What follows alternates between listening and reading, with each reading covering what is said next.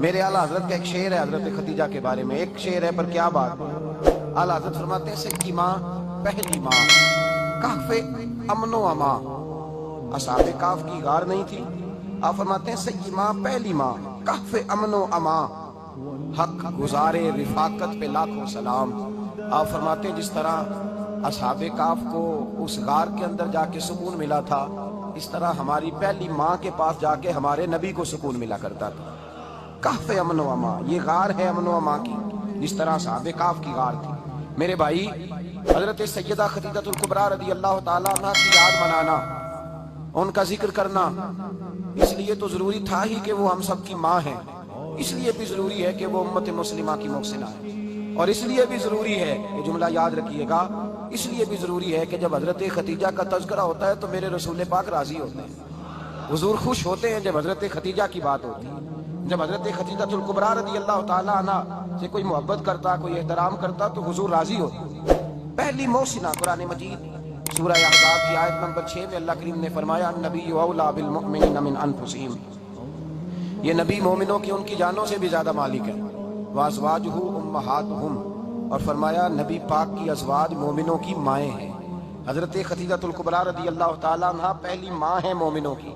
حضرت خدیجہ الکبریٰ رضی اللہ تعالیٰ عنہ اس دور کے اندر جس دور میں ابھی اسلام نہیں آیا تھا، ابھی پردے کے احکام نہیں آئے تھے، ابھی عورتوں کے بارے میں وہ سارے احکامات نازل نہ ہوئے تھے جس کی پابند ایک مسلمان خاتون ہوتی ہے، اس زمانے میں بھی حضرت خدیجہ الکبریٰ پردے کی پابند تھی۔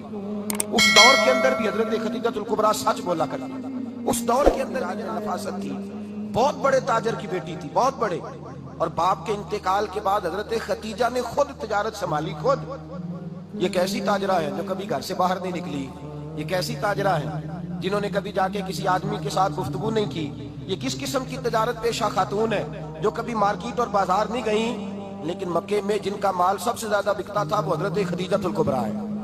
وہ کسی شخص کا تعین کرتی، کہتی سرمایہ میں لگاؤں گی، محنت تو کرے گا، اور وہ ڈیل بھی جب ہوتی نا اس شخص کے ساتھ گفتگو ہوتی تو وہ بھی ڈائریکٹ حضرت خدیجہ نہ کرتی، بلکہ آپ کی ایک خادمہ تھی حضرت نفیسہ، بعد میں وہ مسلمان ہوئی، ان کی ذمہ داری ہوتی، وہ خاتون جا کر اس آدمی سے گفت و شنید کرتی۔ حضرت خدیجہ کا مال لے کے لوگ جاتے مکے میں، جب سب لوگوں کا نقصان ہوا نا، جس سال، جناب نفیسہ کہتی ہیں جس سال سارے مکے والوں کا مال ڈوب گیا، حضرت خدیجہ کو اس سال بھی اللہ تعالیٰ نے 11 گنا نفع عطا فرمایا، اس سال بھی بڑا نفع دیا، حالانکہ تجارت کے ساتھ نہیں، ابتدا اسلام میں۔ اور پھر عجیب بات یہ ہے کہ 2 دفعہ شادی ہوئی، 2 دفعہ بیوہ ہوئی، 2 دفعہ شادی ہوئی، 2 بیٹے تھے حضرت خدیجہ کے۔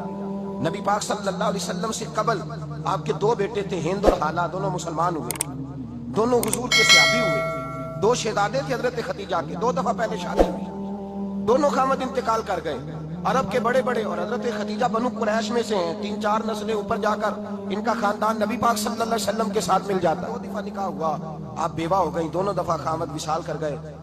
بڑے بڑے مکے کے سرداروں نے پیغام نکاح دیا، حضرت خدیجہ خاموش رہی، نکاح نہیں کیا، لوگوں نے بڑی وجوہات بیان کی، الگ الگ باتیں لکھی۔ شیخ محقق شاہ عبدالحق محدث دہلوی فرماتے ہیں نہیں، اصل بات اور تھی۔ عرب کے اندر سال کے بعد عورتوں کا ایک میلہ لگتا تھا خانہ کعبہ کے پاس، صرف عورتیں اکٹھی ہوتی تھی، میلہ لگا ہوا تھا۔ ایک تورات جاننے والا یہودی عالم بھی آیا ہوا تھا، وہ بیویوں کے مجمع پہ نظر ڈال کے کہنے لگا بیویوں، مرد کا کام تو کوئی نہیں عورتوں کے مجمع میں بات کرنا، لیکن میں تمہیں ایک پیغام دینے لگا ہوں، اللہ کے آخری رسول جو مکے میں پیدا ہونے والے ہیں ان کے آنے کا وقت قریب آ گیا ہے۔ وہ بیوی بڑی خوش نصیب ہوگی جنہیں ان کی رفاقت ملے گی۔ عورتوں نے جب دیکھا کہ مرد آ گیا عورتوں کے میلے میں تو انہوں نے ڈانٹا، جھڑکا، کہا چل اٹھا اپنی کتابیں اور نکل جا۔ حضرت خدیجہ کہتی ہیں باقیوں نے ڈانٹا پر میں نے بات پلے سے باندھ لی، میں نے پلے سے باندھ لی اور میں انتظار کرنے لگی کہ اللہ کرے وہ نصیب میرے ہی ہو، اللہ کرے مقدر میرا ہی کھلے۔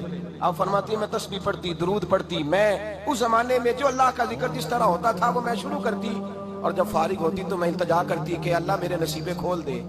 کہتی ہیں آہستہ آہستہ آہستہ آہستہ میں حضور کی تعریف سننے لگی، آہستہ آہستہ تعریف سننے لگی۔ نبی پاک صادق ہیں، امین ہیں، سچے ہیں، دیانتدار ہیں، اس برے اور میلے معاشرے میں بھی وہ سب سے اعلیٰ بھی ہیں اور سب سے اجلے بھی ہیں، وہ سب سے پاکیزہ ہیں۔ میں سننے لگی، تعارف گرویدہ ہونے لگی، ادھر نبی پاک صلی اللہ علیہ وسلم اپنے چچا جناب ابو طالب کے پاس رہتے تھے، قحط آ گیا، حالات بگڑ گئے۔ حضور سید عالم صلی اللہ تعالی علیہ وسلم سے چچا کہنے لگے بیٹے اگر مال تجارت لے کے شام جاؤ تو بڑا نفع کماؤ گے، ہمیں ضرورت بھی ہے، اور اگر ہو سکے تو ختیجہ کا مال لے کے جاؤ۔ حضرت ابو طالب نے کہا ہو سکے تو سیدہ ختیجہ کا مال لے کے جاؤ۔ نبی پاک نے کہا چچا میں نہیں کہوں گا کسی سے جا کے، میں نہیں کہتا کسی سے جا کے، جو میرے نصیب میں ہوگا میرا رب خود عطا فرمائے گا، میں نہیں کہوں گا۔ مصطفیٰ نے تو نہیں کہا۔ حضرت خدیجہ رضی اللہ تعالیٰ عنہ کہتی ہیں میں نے خود اپنی خادمہ کو بھیجا، میں نے کہا جا کے پوچھو تو صحیح کہ میرا مال قبول ہوتا بھی ہے کہ نہیں، پوچھو۔ نبی پاک صلی اللہ علیہ وسلم سے پوچھا، حضرت خدیجہ کی خواہش ہے کہ آپ مال لے کے جائیں، حضور نے قبول کر لیا۔ جناب خدیجہ الکبریٰ رضی اللہ تعالیٰ عنہ کے غلام تھے، میسرہ ان کا نام تھا۔ جناب خدیجہ نے ان کو ساتھ بھیجا، فرمایا تین باتیں ارشاد فرمائی۔ ایک تو فرمایا سارا رستہ غور سے دیکھنا میرے نبی کے ساتھ کیا معاملات درپیش ہوتے ہیں۔ ابھی اعلان نبوت نہیں کیا، فرمایا ذرا غور کرنا، میرے مصطفیٰ کا مطالعہ کرنا اور مجھے واپس آ کے سبق سنانا۔ وہ جو تم نے چہرہ بددعا کی تلاوت کی ہو ذرا مجھے واپس آ کے سنانا۔ جنہاں نے دل پر جانی ڈٹھا ہو اکھیاں ہی تک لئیاں، تو ملے ہوں تے ساجن ملیا ہوں ناساں لگ پئیاں، ذرا جا کے نا تلاوت کرنا اور مجھے اور دوسرا فرمایا تم میرے غلام ہو تو مصطفیٰ کے بھی غلام بن کے رہنا۔ میں سنتی ہوں کہ کردار کے، افکار کے، نظریات کے، عظمت کے بلند و بالا، وہ جیسے کہیں ویسے کرنا۔ اور تیسری حضرت خدیجہ نے نصیحت فرمائی، فرمایا محمد ابن عبداللہ صلی اللہ علیہ وسلم کی رائے سے اختلاف نہ کرنا۔ یہ چلتے ہوئے معاہدہ کیا، جو وہ کہہ دے سو کر جانا۔ غلام کہتے ہیں میں ساتھ گیا، باتیں میں نے سن لی، لیکن جب سفر شروع ہوا نا ابھی چند منزلیں طے ہوئی تھی، میں نے کہا خدیجہ آپ نے کیا نصیحت کرنی تھی، ان کے ساتھ جو رہے گا وہ ان کا غلام ہی بن جائے گا، ان کے ساتھ جو رہے گا تو اجے میرا محبوب نہیں ڈٹھا جن ویگ کے چند شرماوے، جے رکھے ہاتھ پھلاں وچ ہاتھ نال پھلاں رل جاوے تے ادھی راتی چند چڑھ جاندے جدوں جلوہ فرماوے۔ فرمایا جو بھی ساتھ رہتا غلام ہو جاتا۔ میں سرا کہتے میں گیا، تجارت شروع ہوئی۔ کہتے ہیں نبی پاک صلی اللہ علیہ وسلم جب منڈی میں پہنچے تو لوگ قسمیں اٹھا اٹھا کے مال بیچ رہے تھے۔ اللہ کے محبوب جب گئے نا تجارت کرنے تو ایک آدمی کہنے لگا چلو معاذ اللہ بتوں کے نام تھے لات و منات، کہنے لگا لات کی عزا کی منات کی قسم اٹھاؤ، تو نبی پاک فرمانے لگے ان کی قسم اٹھاؤں جن کا میں نام لینا بھی پسند نہیں کرتا۔ ابھی اعلان نبوت نہیں کیا، اور فرمایا ویسے بھی میں قسم دے کے مال نہیں بیچتا، خریدنا ہے تو خریدو، نہیں خریدنا تو نہ خریدو۔ کہتے ہیں لوگ قسمیں اٹھا اٹھا کے پیچھے جاتے تھے، پر میرے نبی جس سے رخ پھیرتے تھے نبی پاک کے پیچھے ہو جاتا تھا۔ ماتے کئی گنا زیادہ نفع کمایا۔ ہم رستے میں تھے، حضور ایک درخت کے نیچے آرام کرنے لگے، ایک عیسائی راہب غار میں بیٹھا تھا، نکل کے آ گیا، مجھ سے کہنے لگا مجھے وہ جانتا تھا۔ میں سنا یہ کس کو ساتھ لائے، یہ کون ہے؟ میں نے کہا اہل قریش کے ایک معزز آدمی ہے۔ کہنے لگے یار جس درخت کے نیچے یہ لیٹے ہوئے ہیں یہاں عام آدمی نہیں لیٹ سکتا، یہاں وہی لیٹے گا جو اللہ کا سچا رسول ہوگا، یہاں دوسرا کوئی لیٹ ہی نہیں سکا، یہ رسول ہے، ان کا خیال رکھنا، خیال رکھنا۔ کاش یہ نبوت کا اعلان کریں۔ میسرہ کہتے ہیں میں غلام ہو گیا، نبی پاک صلی اللہ علیہ وسلم کی ادائیں مجھے بھانے لگی۔ جب واپسی پہ نکلے تو گرمی بڑی شدید تھی، فرماتے ہیں جب دھوپ تیز ہوتی تو بادل کا سایہ آ کے حضور پہ سایہ کر دیتا، بادل کا ٹکڑا نبی پاک پہ۔ اللہ جانے کہاں بیٹھ کے لوگوں نے کتابیں پڑھی ہیں جو کہتے ہیں 40 سال کے بعد نبی بنے تھے، پتہ نہیں کہاں بیٹھ کے کتابیں پڑھی ہیں۔ ہم نے تو جو سیرت پڑھی ہے وہ بتاتی ہے کہ تیری حیات پاک کا ہر لمحہ پیغمبر لگے، ہر لمحہ پیغمبر لگے۔ یہاں تو وہ لوگ جو کئی سال پہلے 20 اور 25 سال پہلے حضور سید عالم صلی اللہ علیہ وسلم کی رفاقت میں رہے، وہ اعلان کر لوگ پتہ نہیں کہاں بیٹھ کے کتابیں پڑھتے ہیں، کہاں بیٹھ کے۔ میرے نبی پاک سے صحابہ نے پوچھا حضور آپ کب نبی تھے؟ فرمایا ابھی آدم کی مٹی گوندی جا رہی تھی، ابھی آدم کی مٹی گوندی جا رہی تھی، میں تب بھی اللہ کا رسول تھا۔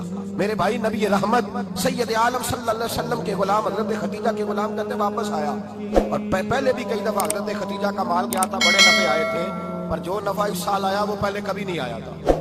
کہتے ہیں مجھ سے حضرت خدیجہ کی سہیلی بھی بیٹھی تھی، میں بھی آ گیا، اور جناب خدیجہ کی سہیلی کہنے لگی چل مال کے بارے میں کچھ بتا، کتنا بھی کام ہے۔ میں نے کہا مال چھوڑو، مصطفیٰ کی سنو۔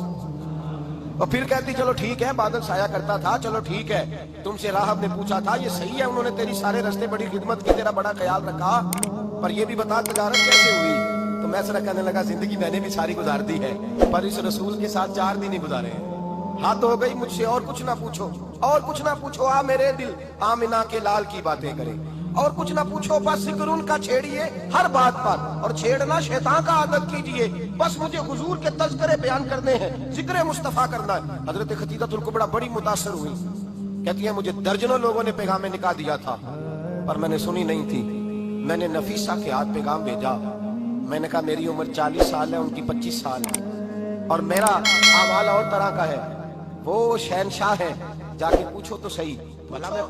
نفیسہ کہتی ہیں میں آئی تو وہ خاتون جن کے لیے لوگ بڑے بڑے قریش پیغام دیتے تھے، پیغام لے کے آئی